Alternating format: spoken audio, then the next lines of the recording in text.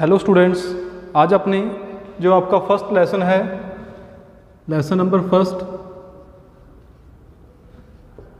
पादप प्रजनन या प्लांट ब्रीडिंग, ठीक है, इसका आज अपने करेंगे पार्ट 8। तो आज का अपना टॉपिक होगा परपरागित फसलों में चयन की विधियां।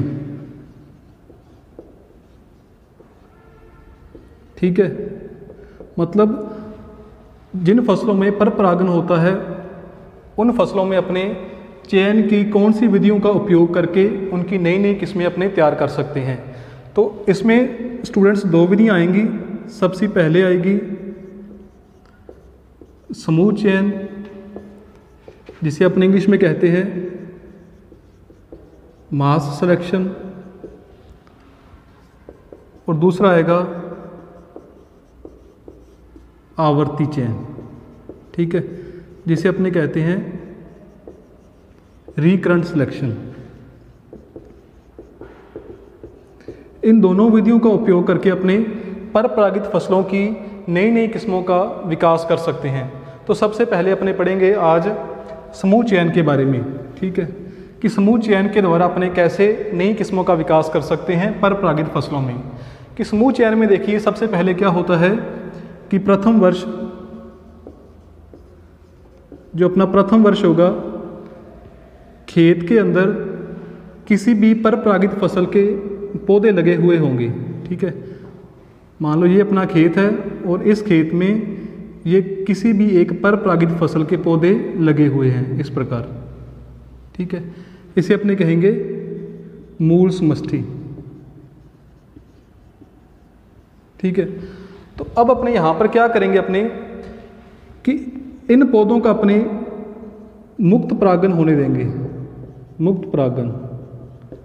ठीक है, मतलब इसमें जो परागन की क्रिया होगी उसको अपने कंट्रोल नहीं करेंगे कि ये परपरागित फसल है, इसमें परपरागन होगा तो स्वतंत्र रूप से इन पौधों में अपने परपरागन होने देंगे। ठीक है, फिर अपने क्या करेंगे, परपरागन जब हो जाएगा तो उसमें से अपने उत्तम लक्षणों वाले पौधों का चयन कर लेंगे। मान लो इन पौधों में से अपने इन पौधों का चयन कर लिया। ठीक है, इन पौधों का अपने चयन कर लिया। ये पौधे कौन से हैं? उत्तम लक्षणों वाले पौधे हैं। पहले अपने मुक्त परागन करवाया, फिर अपने क्या किया, उत्तम लक्षणों वाले पौधों का चयन कर लिया।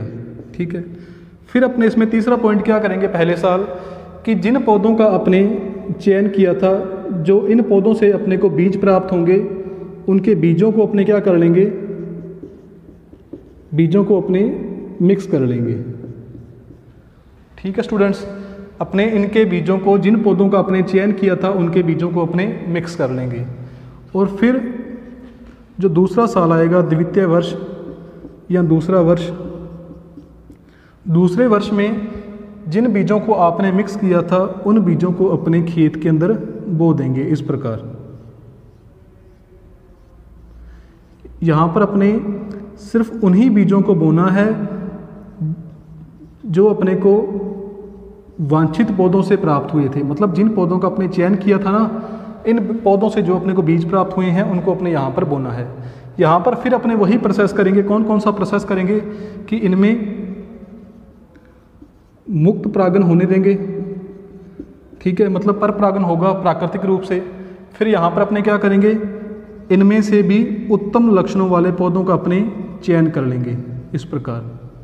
ठीक है, मान लो ये उत्तम लक्षणों वाले पौधे थे, जैसे भी जो लक्षण अपने को चाहिए थे वो सभी लक्षण इन पौधों के अंदर उपस्थित थे। तो इन पौधों को अपने सेलेक्ट कर लिया, इनका अपने चयन कर लिया, और फिर इन पौधों से जो अपने को बीज प्राप्त होंगे उनके बीजों को अपने फिर क्या कर लेंगे, मिक्स कर लेंगे या उनको अपने मिश्रित कर देंगे द्वितीय वर्ष। तो इस प्रकार ये अपना जो प्रथम चक्कर है वो क्या हो जाएगा, कंप्लीट हो जाएगा। ठीक है, ये प्रोसेस अपने को बार बार करते रहना है, बार बार कब तक करना है? जब तक अपने को जो वांछित किस्म है वो अपने को प्राप्त नहीं हो जाएगी। बार बार कौन सा प्रोसेस करना है कि फिर इनके बीजों को जो अपने पौधे सेलेक्ट किए हैं, इनके बीजों को आपने मिक्स किया था, इन मिक्स किए हुए बीजों को अपने फिर तीसरे साल बोना है। जो अपने को पौधे प्राप्त होंगे उन पौधों में फिर अपने मुक्त परागन होने देना है, ठीक है। और फिर अपने क्या करना है, उनमें से भी उत्तम लक्षणों वाले पौधों का चयन करना है, और चयन करने के बाद उनके बीजों को अपने मिक्स करना है। मतलब बार बार अपने यही प्रोसेस को रिपीट करते रहना है। और कब तक करना है? जब तक अपने को वांछित किस्म प्राप्त नहीं हो जाएगी। तो ये है आपका समूह चयन। आसान सा था, छोटा सा, कि प्रथम वर्ष क्या करना है कि जो परपरागित फसल है उसके पौधे मूल समष्टि के अंदर उपस्थित हैं, उनमें मुक्त परागन होने देना है। मतलब परागन की क्रिया को अपने कंट्रोल नहीं करना। परपरागन होता है तो जैसे प्राकृतिक परपरागन होता है वैसे ही इन पौधों में भी प्राकृतिक परपरागन हो जाएगा। फिर परपरागन के बाद उनमें से जो वांछित पौधे हैं या उत्तम लक्षणों वाले पौधे हैं उनका अपने चयन करना है, उनके बीजों को मिक्स करना है और दूसरे साल फिर बो देना है। और फिर जो पहले साल वाली प्रक्रिया थी उसको यहाँ पर अपने रिपीट करना है। और ये कब तक करते रहना है? जब तक अपने को जो वांछित किस्म है वो प्राप्त नहीं हो जाएगी। तो ये अपना था समूह चयन, कंप्लीट हो गया। समूह चयन के बाद अब अपने पढ़ते हैं आवर्ती चयन के बारे में। आवर्ती चयन सेकंड है इसमें अपना आवर्ती चयन।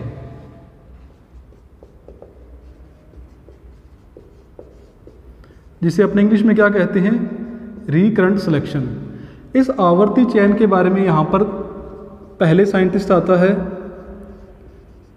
हेज व गार्बर, कि सबसे पहले आवर्ती चयन के बारे में किसने बताया था? हेज व गार्बर ने बताया था, ठीक है।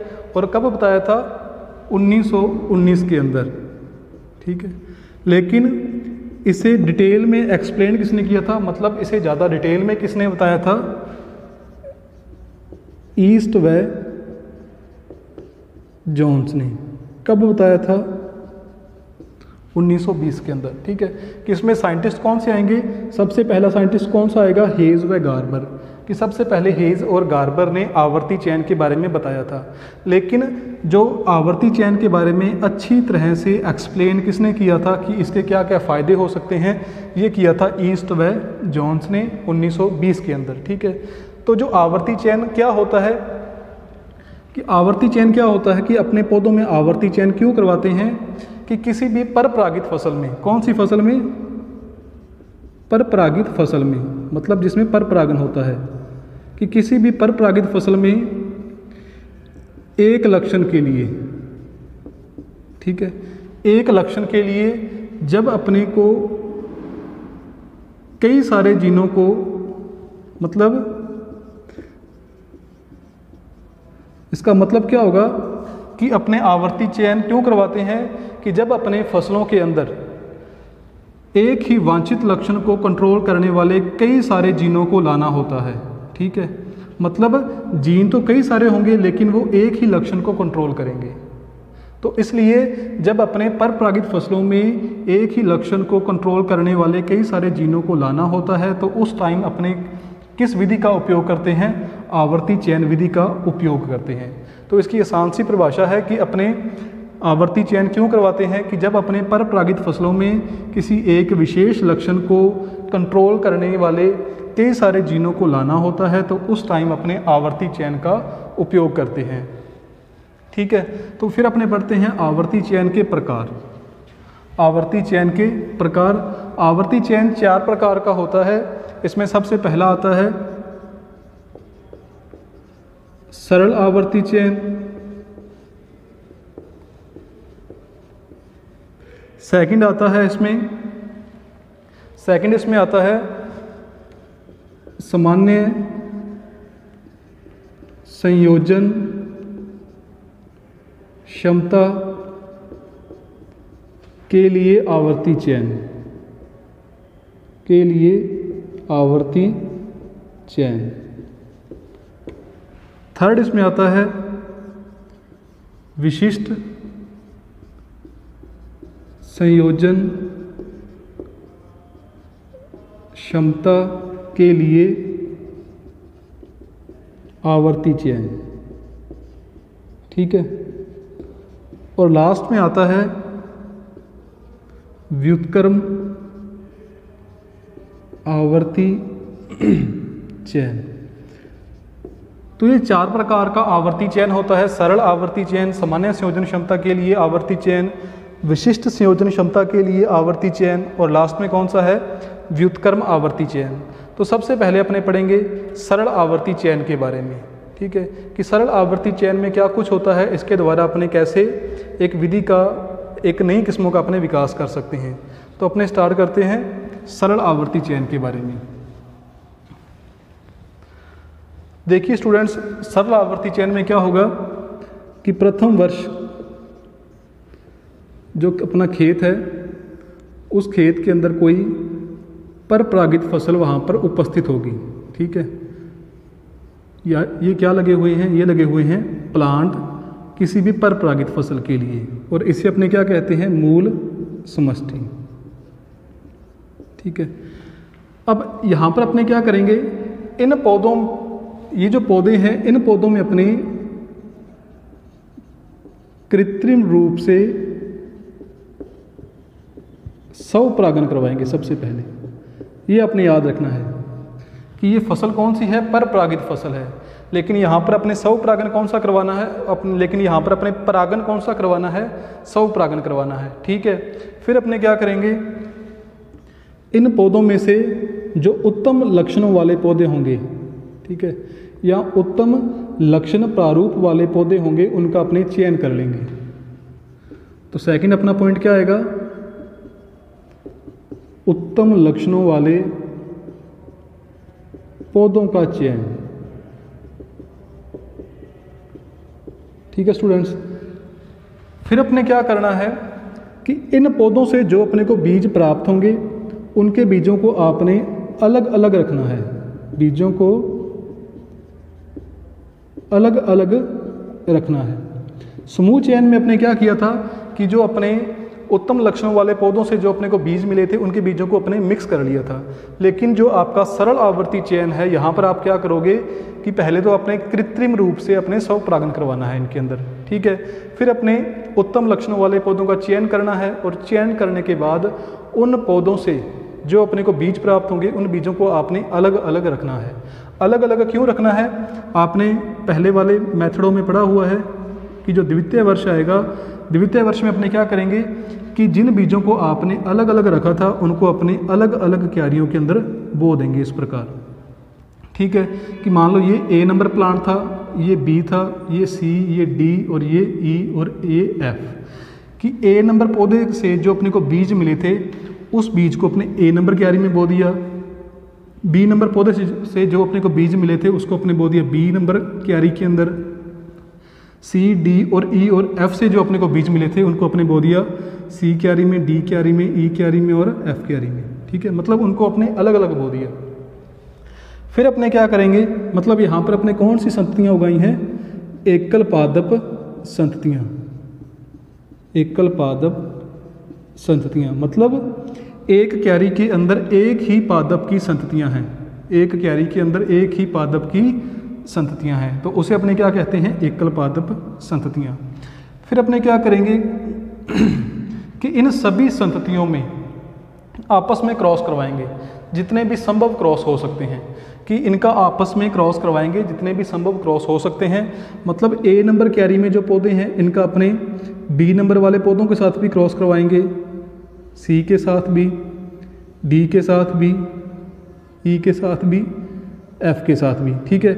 जो बी नंबर में पौधे हैं, उनका अपने सी नंबर के साथ भी करवाएंगे, डी के साथ भी, ई के साथ भी, एफ के साथ भी।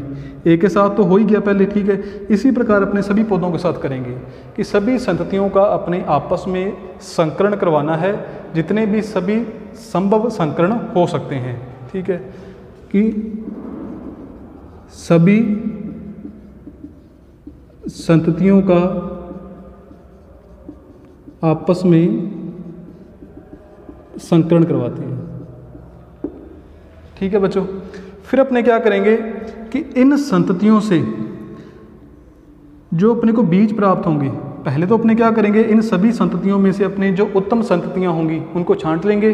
फिर उन उत्तम संततियों से जो अपने को बीज प्राप्त होंगे उनके बीजों को अपने मिक्स कर लेंगे या बीजों को अपने मिश्रित कर लेंगे। ठीक है, अब आपको पता ही है कि आपने बीजों को जब मिक्स कर लिया तो अपने एकल पादप संततियाँ नहीं उगाएंगे।